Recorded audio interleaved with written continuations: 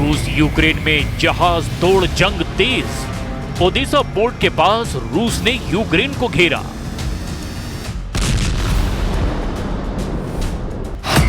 Zelensky को Putin का बारूदी जवाब, यूक्रेन के सभी जहाज जला डालेंगे।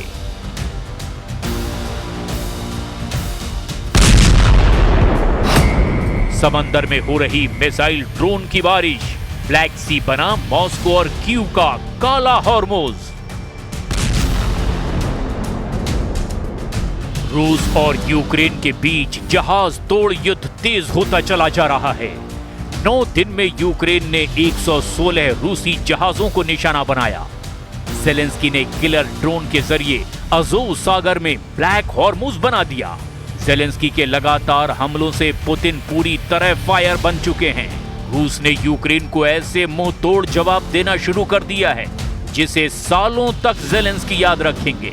ज़ेलेंस्की को डरावने सपने आएंगे कि कहीं समुद्र में रूसी जहाजों पर हमले करके मैंने जीवन की सबसे बड़ी गलती तो नहीं कर दी। ओडेसा पोर्ट के पास रूस ने यूक्रेन के एक जहाज पर बड़ा हमला किया है। यूक्रेन के ओडेसा पर रूसी हमले में 3 लोग मारे गए हैं।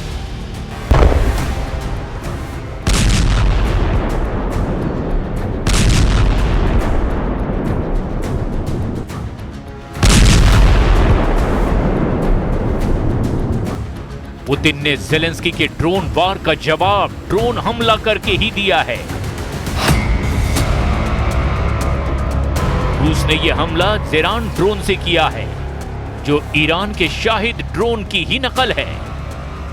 पुतिन पहले ही वार्निंग दे चुके हैं कि अगर यूक्रेन नहीं रुका तो उसे पूरी तरह तबाह कर दिया जाएगा। इस वक्त ओडेसा की तरफ जाने वाले सभी जहाज रूस के टारगेट पर हैं। В режиме был кто-то, кто возьмет на себя ответственность и примет ответственное решение, которое позволит выйти на мирное урегулирование или которое позволит завершить специальную военную операцию. В Киеве хорошо известно, какие необходимо принять решения. Вот для нас важно, чтобы там появились такие люди. हालांकि जहाज तोड़ युद्ध में इस वक्त यूक्रेन बहुत आगे है। रूस के जहाजों पर लगातार हमले अज़ोव सागर और काला सागर में हो रहे हैं। एक रिपोर्ट है कि एक ही दिन में रूस के 12 जहाजों पर ड्रोन से हमले किए गए, जबकि 12 दिनों की रिपोर्ट बता रही है कि 160 जहाज टारगेट किए गए। इन हमलों को देखकर साफ लगता है कि यूक्रेन काला सागर और आसपास रूस के तेल निर्यात पर सबसे बड़ा असर डाल रहा है। रूस यूक्रेन युद्ध में ज़ेलेंस्की ईरान की तरह समंदर को हथियार बना रहे हैं। इसमें ज्यादातर तेल के टैंकर थे। ज़ेलेंस्की का मकसद बिल्कुल साफ है, यूक्रेन क्राइमिया तक रूस की सप्लाई लाइन को काट देना। ज़ेलेंस्की पूरी तरह से रूस की सप्लाई लाइन काट देना चाहते हैं। अज़ोव सागर में जिस ढंग से यूक्रेन ने हमला किया, उसके बाद अज़ोव सागर को रूस के खिलाफ ज़ेलेंस्की का काला हॉर्मोज कहा जा रहा है। मतलब समंदर में रूस यूक्रेन एक दूसरे को बर्बाद करने में लगे हुए हैं और ये कोई एक जगह नहीं बल्कि कई जगहों पर हमले हो रहे हैं। समंदर में कहां-कहां रूस और यूक्रेन की जंग चल रही है, दुनिया की अब इस पर नजर है। रूस यूक्रेन के बीच काला सागर, अज़ोव सागर और कर्च स्ट्रेट ये 3 ठिकाने हैं जहां पानी में आग बरस रही है और जहाज धू-धू कर जल रहे हैं। खासकर यूक्रेन के ओडेसा में, यूक्रेन के कोर्नोमोर्स्क में, क्राइमिया के सेवास्तोपोल में, रूस के नोरोसिस्क में और रूस के कंट्रोल में रहे मारियोपोल में जमकर हमले हो रहे हैं। जहाज जलाए जा रहे हैं, समंदर में आग का गुबार दिखाई दे रहा है। अब सवाल ये है, इन जगहों पर आखिर क्यों भिड़े हुए हैं रूस और यूक्रेन? क्यों समुद्र की लहरें बारूदी शोलों में तब्दील होती जा रही है? खासकर अज़ोव सागर में क्यों ये सब हमले हो रहे हैं? दरअसल अज़ोव सागर रूस के लिए बेहद खास है। इसके जरिए तेल, गेहूं और दूसरे सामानों का एक्सपोर्ट होता है। यहाँ रूस के तेल और मालवाहक जहाजों को यूक्रेन ने निशाना बनाया है, जिसकी वजह से रूस को इस इलाके में आवाजाही रोकनी पड़ी है। दूसरी जगह है कर्च स्ट्रेट। कर्च स्ट्रेट अज़ोव सागर और काला सागर के बीच का मुख्य और संकरा रास्ता है। जहां रूसी युद्धपोतों और टैंकरों को निशाना बनाया जा रहा है। यूक्रेन के लॉन्ग रेंज मिसाइल और ड्रोन हमलों की वजह से रूस को अपनी ब्लैक सी फ्लीट को सुरक्षित जगह पर भेजना पड़ा है। वहीं रूस यूक्रेन की जंग में तीसरी जगह जो आग के गोलों में तब्दील हो गई है वो है ओडेसा तट। काला सागर में यूक्रेन का तटीय शहर है ओडेसा। ओडेसा के पास यूक्रेन ने रूसी जहाजों को निशाना बनाया तो पुतिन ने भी ड्रोन हमले से ओडेसा के पास यूक्रेनी जहाजों को जला दिया। रूस के हमले सिर्फ ब्लैक सी और अज़ोव सागर तक ही सीमित नहीं हैं। रूस ने कीव और ज़ापोरेज़िया पर बड़ा हमला किया है और एक बार फिर साबित कर दिया कि यूक्रेन के खिलाफ पुतिन किसी भी दबाव में नहीं आएंगे। यूक्रेन की राजधानी कीव में रूस ने मिसाइल से हमले किए। इसमें 2 गोदाम तबाह हो गए। 2 लोगों की मौत की खबर है जबकि कई लोग घायल हुए हैं। दूसरा हमला ज़ापोरेज़िया में हुआ जहां रूस ने गाइडेड बम से अटैक किया। यूक्रेन का दावा है कि इस हमले में 3 लोगों की मौत हो गई। पुतिन के बारूदी प्रहार से ज़ेलेंस्की बौखलाए हुए हैं और एक फैसला उन्होंने अब ले लिया है जिसका उन्हीं के देश में विरोध होने लगा है।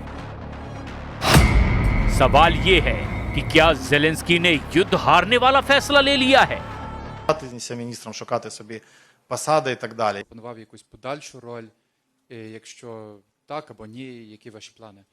Які рішення тоді були запропоновані? Це кардинальні кадрові рішення. Це зміна і главкома, і зміна начальника Генерального штабу. Я сьогодні обіцяв, що нам потрібно поговорити як з дорослими людьми. Насправді, у нас немає іншого виходу, якщо ми хочемо перемогти. युद्ध के बीच ज़ेलेंस्की ने एक हैरान कर देने वाला फैसला लिया और ये फैसला है कैबिनेट में फेरबदल का। यूक्रेन की कैबिनेट में फेरबदल को लेकर ज़ेलेंस्की का विरोध भी शुरू हो चुका है। यूक्रेन की राजधानी कीव में प्रदर्शनकारी सड़कों पर उतरे। ओडेसा, लीव और खार्किव में भी लोगों ने प्रदर्शन शुरू कर दिया। हाथ में तख्ती लेकर शर्म करो के नारे लगाए गए। पूरे यूक्रेन में हो रहे इस विरोध की वजह है रक्षा मंत्रालय के बॉस का अचानक बदला जाना। मिखाइलो फेदोरोव को हटाने के बाद अब येवोनी खमारा को नया रक्षा मंत्री बना दिया गया है। फेदोरोव को ज़ेलेंस्की ने सिर्फ 6 महीने के कार्यकाल में हटा दिया, जबकि नए रक्षा मंत्री येवोनी खमारा इससे पहले यूक्रेन की खुफिया सिक्योरिटी सर्विस के चीफ थे। फेदोरोव यूक्रेन के ड्रोन अटैक वाली रणनीति का सबसे बड़ा चेहरा माने जाते थे। उन्हें ड्रोन और रोबोट से युद्ध लड़ने की रणनीति का सबसे बड़ा समर्थक माना जाता है। Влада потребує можливо якогось перевантаження, але збереженням тих людей, які ефективні на своїх посадах, які приносять цій країні результати як для військових, так і для цивільних. फेदोरोव के हटने के बाद सबसे बड़ा सवाल यही है कि रूस के खिलाफ युद्ध में यूक्रेन की टेक्नोलॉजी और ड्रोन हमले वाली रणनीति आगे भी जारी रह पाएगी। सवाल उठने लगे हैं कि रूस जैसी बड़ी सेना का मुकाबला करने के लिए यूक्रेन की नई तकनीक और ड्रोन पर आधारित रणनीति आगे भी पहले की तरह क्या जारी रह पाएगी या नहीं। सवाल है कि ज़ेलेंस्की ने पीएम बदला, रक्षा मंत्री भी बदल दिया, जिसके बाद विरोधी पूछ रहे हैं कि ज़ेलेंस्की कब बदले जाएंगे। सवाल ये कि युद्ध के बीच ज़ेलेंस्की के बड़े फैसले या ब्लंडर पुतिन को हराने के लिए यूक्रेन में डबल चेंज जरूरी था। और सबसे बड़ा सवाल, नया रक्षा मंत्री क्यों बन गया ज़ेलेंस्की की पसंद। Ситуація виглядає так, що більш зручного генерала, такого яким є Сирський, вирішили залишити, а більш незручного міністра і ефективного, яким був Федоров, вирішили поміняти, оскільки він був занадто сильним реформатором, який, можливо, в очах президента якимось чином міг би повпливати на, наприклад, стати на наступних виборах президентом. फिर सवाल ये कि क्या ज़ेलेंस्की पुतिन के जाल में फंस चुके हैं और रक्षा मंत्री को हटाना यूक्रेन पर बहुत भारी पड़ने वाला है। अब ड्रोन हमलों के मास्टरमाइंड के हटने के बाद पुतिन मिसाइलों की आग से यूक्रेन को पूरी तरह जला डालेंगे।